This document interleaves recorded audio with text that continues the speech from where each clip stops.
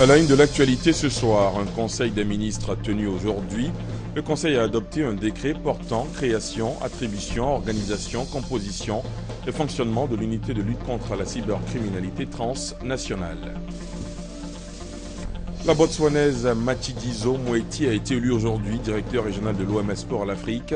Elle succède à l'Angolais Louis Gomez Sambo dont le deuxième mandat s'achèvera le 1er février 2015.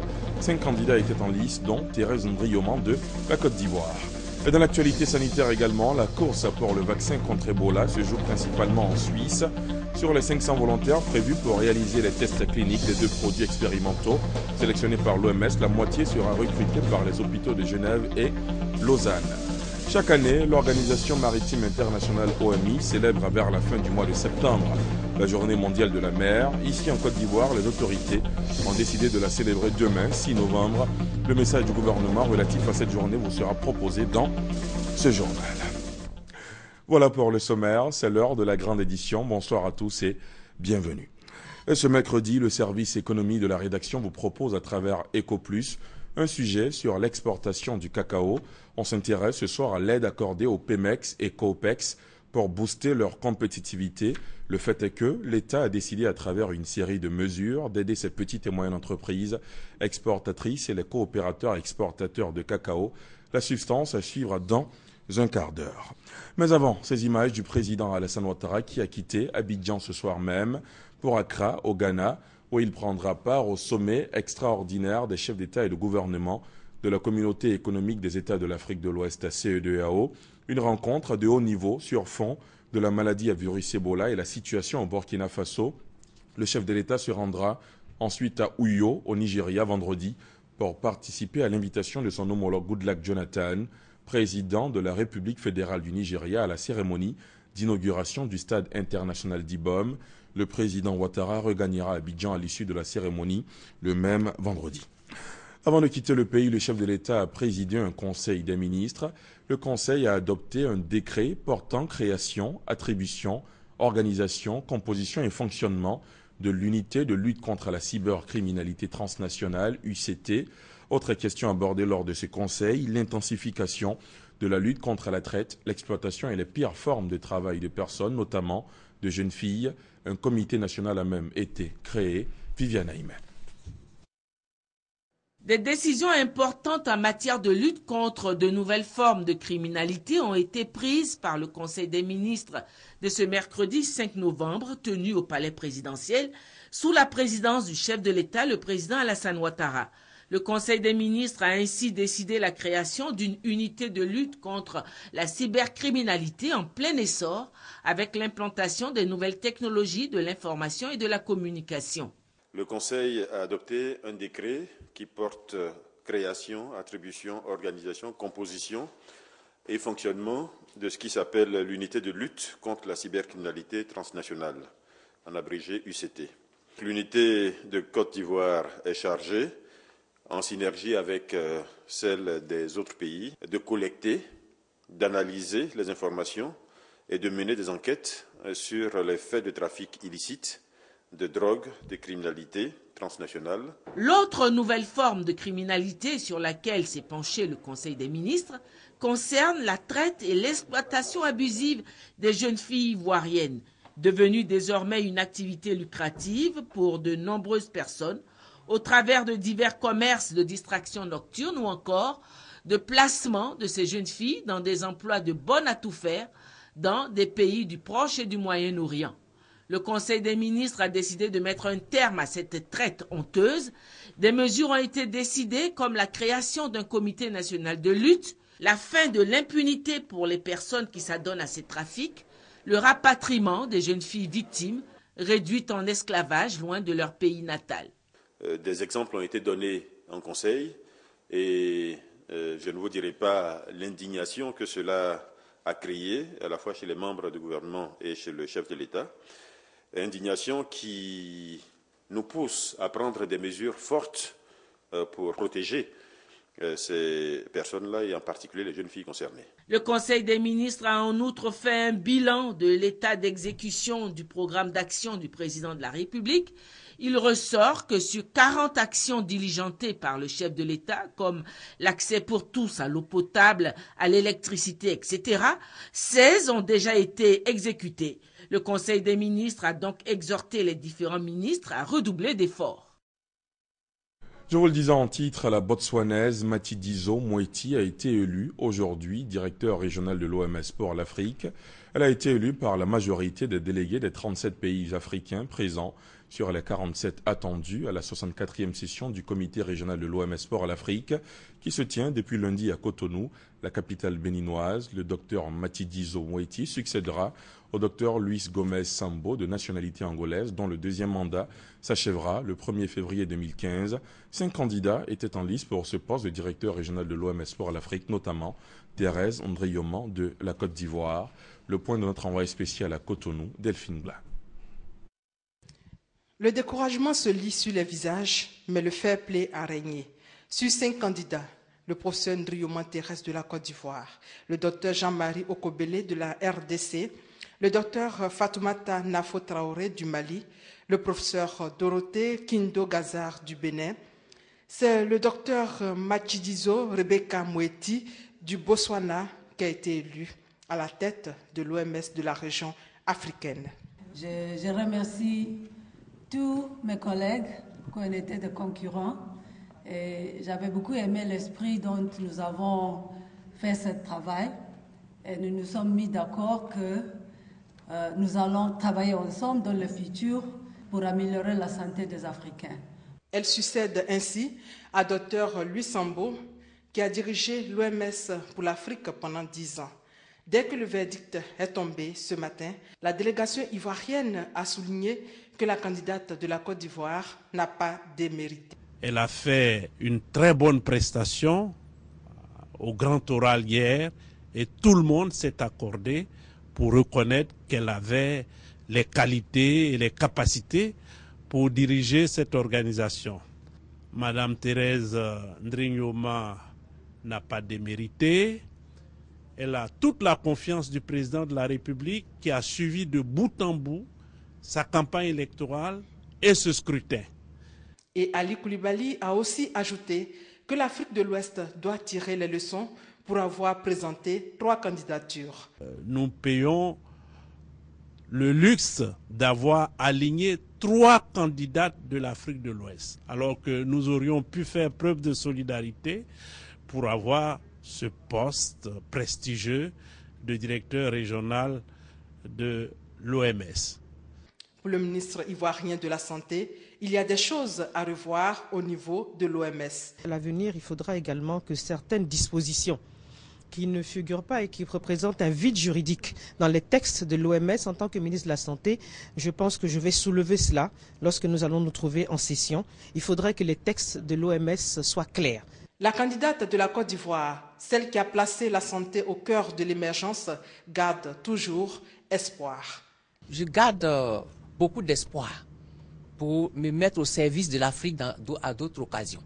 Et je voudrais franchement remercier le président de la République pour la confiance placée en moi, pour tous les efforts qu'il a fait, son implication personnelle.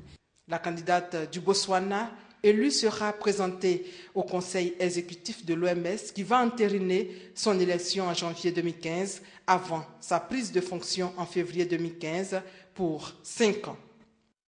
Et dans l'actualité sanitaire également, la course pour le vaccin contre Ebola se joue principalement en Suisse. Sur les 500 volontaires prévus pour réaliser les tests cliniques des 2 produits expérimentaux sélectionnés par l'OMS, la moitié sera recrutée par les hôpitaux de Genève et Lausanne. Lundi, un appel a été lancé par les hôpitaux universitaires de Genève pour démarrer les tests. Reportage. L'hôpital de Lausanne en Suisse, au service des maladies infectieuses, c'est une séance de vaccination qui se déroule sous les flashs des photographes. Dans cette boîte, un vaccin expérimental contre Ebola.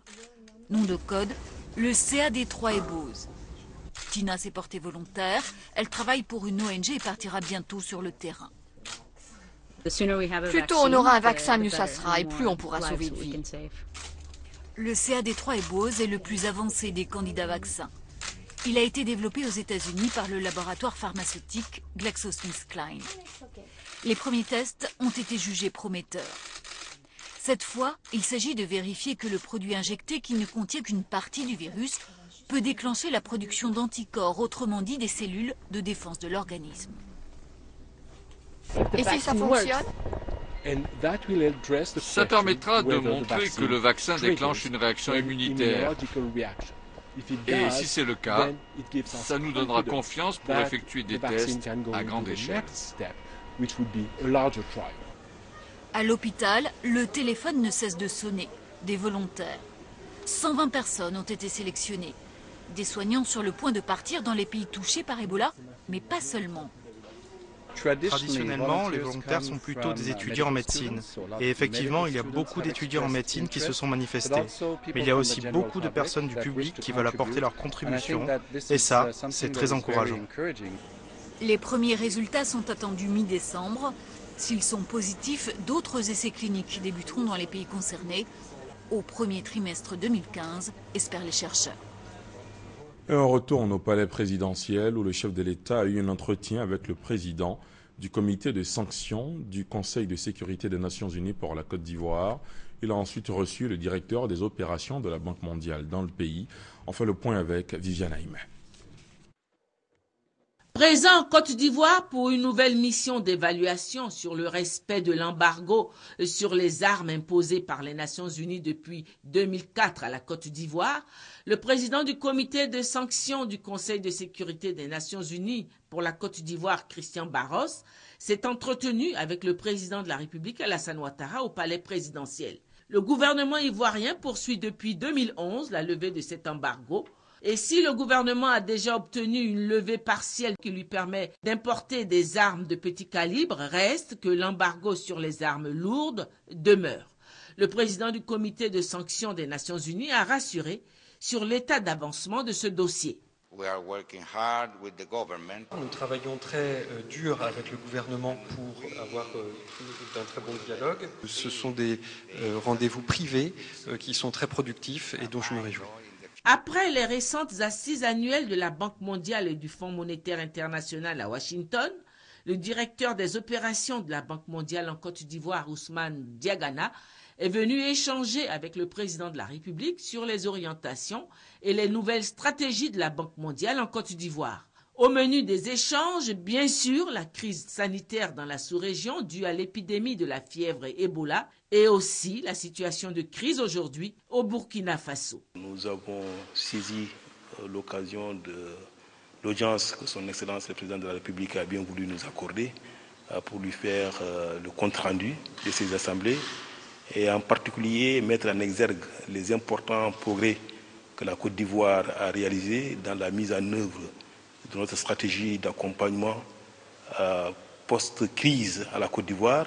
Nous avons également échangé sur les défis qui restent, notamment pour reculer de manière significative la pauvreté et créer davantage de richesses en Côte d'Ivoire. Le deuxième point, la région ouest-africaine est confrontée à l'épidémie de la maladie à virus Ebola. Heureusement, grâce au leadership du président de la République et de tous les efforts qui ont été faits dans ces pays, la Côte d'Ivoire reste épargnée. Compte tenu de sa position centrale au niveau de l'Afrique de l'Ouest, nous avons échangé sur les voies et moyens de continuer à protéger la Côte d'Ivoire, mais en même temps de faire en sorte que l'expérience de la Côte d'Ivoire puisse être disponible auprès des autres pays afin que cette maladie puisse disparaître le plus tôt que possible. La Banque mondiale, à cet égard, a déjà mobilisé des ressources importantes, aussi bien pour la Côte d'Ivoire que pour les autres pays, et se tient à la disposition pour continuer à renforcer les services de santé ou le système de santé dans son ensemble, qui est le garant, le meilleur moyen justement de prévention contre cette maladie. Et finalement, évidemment, je suis directeur des opérations de la Banque mondiale pour la Côte d'Ivoire, mais je le suis également pour le Burkina Faso. Il était important pour moi de bénéficier des conseils du président de la République par rapport à la situation du Burkina Faso, qui est un pays non seulement voisin de la Côte d'Ivoire, mais c'est un pays qui est fragile et que par conséquent, dans notre volonté d'aider tous nos pays membres à sortir de la pauvreté, Et il est important que nous puissions voir comment approcher des pays comme ça qui entrent ou qui sortent de crise.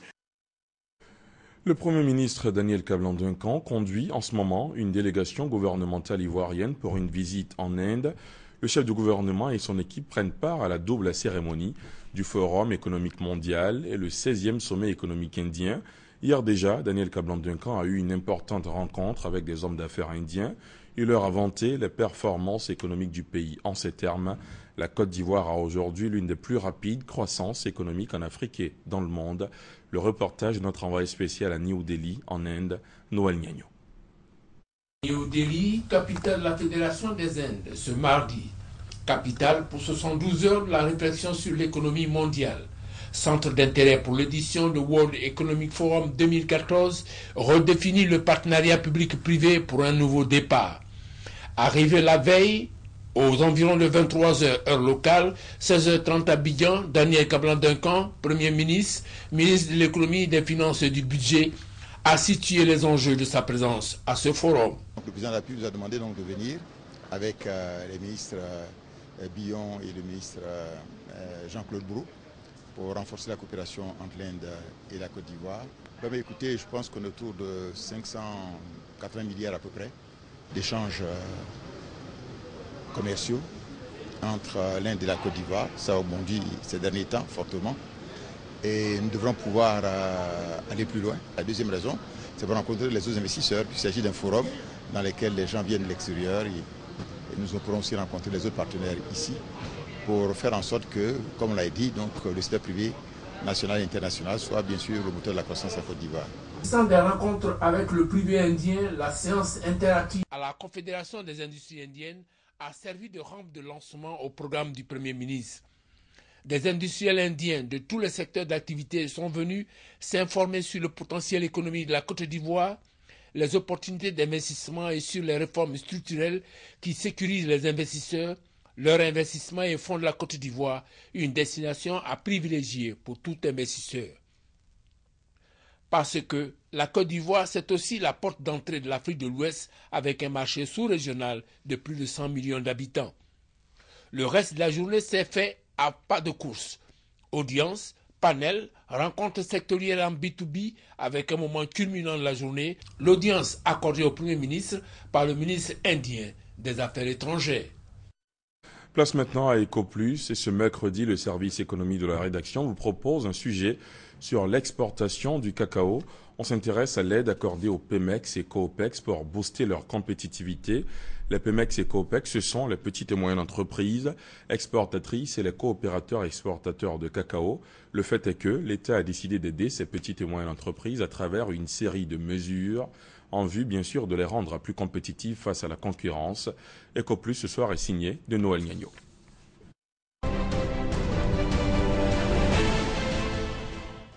L'exportation du cacao ivoirien, un segment de la chaîne des valeurs de la filière café-cacao, où se côtoient au même guichet et dans les mêmes conditions des acteurs de nature différente. Nous avons trois types d'opérateurs. Il y a les multinationales qui dominent en général le commerce international. Et les multinationales ont derrière des groupes financiers et sont parfois régis en intégration. C'est-à-dire, il y a l'acheteur, il y a l'exportateur, il y a le transporteur, et il y a même le chocolatier, et il y a la banque. A contrario, il y a les petits exportateurs. Cette différence de nature associée à la différence de moyens logistiques et financiers, vous avez au bout du compte un écart de compétitivité criant. Par exemple, sur les taux d'emprunt bancaire, nous empruntons en Côte d'Ivoire à 14-15%. Ceux qui ont la latitude d'emprunter à l'étranger empruntent à 2%. Quand vous prenez le transit, celui qui exporte 120 000 tonnes, quand il va voir un transitaire pour lui dire faites-moi une cotation sur 120 000 tonnes, le transitaire peut lui faire une cotation peut-être à 32, 20, 29 francs le kilo. Vous, quand vous partez voir un transitaire pour dire moi j'exporte 5 000 tonnes et 20 000 tonnes, faites-moi une cotation. Le transitaire va vous faire une cotation peut-être de 35, 36 voire 40 francs le kilo. Donc là, il y a déjà une différence sur le volume. Pareil, quand vous partez voir une société qui produit des sacs pour dire que je vais t'acheter des sacs pour une valeur de 3 à 4 milliards, il va vous faire une réduction par rapport à celui qui dit, bon, moi je veux des sacs pour peut-être 500 millions. Quand on fait tous ces calculs, nous, en tant que PMS, COPES, il y a un gap, c'est-à-dire que nous avons un écart de compétitivité qui tourne autour de 100 francs, 120 francs le kilo. Ce différentiel de 100 à 120 francs par kilogramme dans un secteur où l'unité de mesure de base est la tonne handicape les Pemex et Copex. Voilà qui a motivé les nouvelles mesures arrêtées par le Conseil du café-cacao en vue d'impliquer davantage les petites et moyennes entreprises d'exportation Pemex et les coopératives d'exportation Copex. En la matière, la Côte d'Ivoire ne fait pas exception. Aux États-Unis, il y a ce qu'on appelle le Small Business Act, c'est-à-dire que c'est une loi qui existe pour que 40% de tous les marchés publics américains soient réservés aux sociétés américaines. Les premières mesures de soutien version Côte d'Ivoire visent l'aide au financement. La baisse du taux de la caution bancaire de 2,5% qui passe à 1% pour les contrats débloqués en propre par ces structures, les COPEX et les PEMEX. La suppression de la caution bancaire de 1% à produire dans le cadre de l'exécution par les PEMEX et COPEX des contrats internationaux. La production de la caution bancaire par les PEMEX et COPEX seulement un mois avant l'ouverture de la campagne concernée. À cela pourrait s'ajouter, dans les jours qui viennent, des mesures portant sur des exonérations fiscales et parafiscales sur un volume d'environ 150 000 tonnes. Les secondes portent sur l'accès au marché international. L'allocation aux PEMEX et COPEX par le Conseil du café-cacao lui-même de l'exécution de la totalité des contrats internationaux. Pour l'heure, ces premiers acquis sont appréciés à leur juste valeur. L'État de Côte d'Ivoire commence à vendre déjà son cacao en janvier. Les exportations commencent en octobre. Donc de janvier jusqu'en octobre, vous avez qu'il y a un laps de temps. Pendant ce laps de temps-là, quand vous partez solliciter une caution bancaire avec l'ancienne formule, vous n'avez que 4 jours pour pouvoir produire une caution au Conseil Café-Cacao. Donc, au bout de 4 jours, il faut produire tous les contrats que vous avez débloqués en janvier, en février, en mars. Chaque jour, vous êtes obligé d'apporter les contrats. Et donc, c'est des périodes que vous accumulez jusqu'à ce que la campagne commence. L'argent que vous allez produire, c'est-à-dire le taux que les banques vous prennent, est très important. Aujourd'hui, on vous dit que c'est un mois avant le démarrage de la campagne. Donc, c'est vraiment un avantage pour les PMS COPES. Des mesures incitatives, certes, mais les pouvoirs publics préviennent qu'elles ne seront pas éternelles. Aujourd'hui, le gouvernement veut soutenir des nationaux parce que, comme il l'a dit, structurellement, ils sont quand même un peu, par rapport aux autres, ils sont un peu désavantagés parce qu'ils n'ont pas accès au financement dans les mêmes conditions, ainsi de suite. Mais il faut savoir qu'ils ont un effort à faire de leur côté aussi. Parce qu'on ne pourra pas soutenir indéfiniment une catégorie de personnes. Parce qu'à la fin de la journée, ça se fait toujours sur le revenu du producteur. Donc ce qu'il faut, c'est qu'ils puissent voir comment se regrouper pour atteindre aussi des tailles critiques et faire en sorte que le soutien, plutôt qu'il soit pour toujours, on puisse le leur donner pour une période limitée et à partir de laquelle maintenant ils peuvent voler de leurs propres ailes. Réaction des dirigeants des Pemex et Copex. Au regard des efforts qui sont faits par l'État et au regard de la confiance que l'État place en nous, nous devons tous ensemble retrousser les manches et relever le défi de cette nouvelle Côte d'Ivoire pour démontrer et prouver que nous sommes capables, si nous travaillons dans un environnement de commercialisation équitable, de pouvoir faire franc jeu avec les compagnies internationales. Comme on le voit, la prise de conscience est de mise. Gageons que les actes soient en phase avec les propos, l'effectivité des mesures aussi, de sorte à consolider la présence des petites et moyennes entreprises exportatrices, des coopératives exportatrices dans la filière café-cacao, la mamelle de l'économie ivoirienne. Chaque année, l'Organisation maritime internationale OMI célèbre vers la fin du mois de septembre la Journée mondiale de la mer. Ici en Côte d'Ivoire, les autorités ont décidé de la célébrer demain, 6 novembre. Les festivités auront lieu au port autonome d'Abidjan, mais avant, le message du gouvernement qui invite les acteurs à se conformer aux législations nationales a été livré. Il vous est proposé dans ce compte-rendu de Francis Boifo. Faire du secteur maritime ivoirien un levier important de l'économie d'ici à 2020. Pour atteindre cet objectif, l'État invite l'ensemble des acteurs à se conformer aux législations nationales et internationales régissant la gouvernance des océans des activités maritimes et portuaires. Un secteur menacé par les pirateries, les vols à main armée et autres actes illicites. Face à ces menaces, le ministre des Transports Gaoussou Touré rappelle que l'État a pris en février dernier un décret visant à coordonner l'action des administrations maritimes ivoiriennes dans la lutte. Son Excellence Alassane Ouattara, président de la République de Côte d'Ivoire, a déclaré dans son appel à ses pairs son engagement en faveur de l'adoption définitive d'un document juridique contraignant. Il s'agit du code de conduite relatif à la prévention et à la répression des actes de piraterie, des vols à main armée à l'encontre des navires et des activités maritimes illicites en Afrique de l'Ouest. La célébration de la 37e journée nationale de la mer au port autonome d'Abidjan ce 6 novembre sera l'occasion pour les acteurs de réfléchir à des stratégies pouvant freiner l'insécurité sur les navires et dans les océans, surtout que 90% du commerce international s'effectue par voie maritime.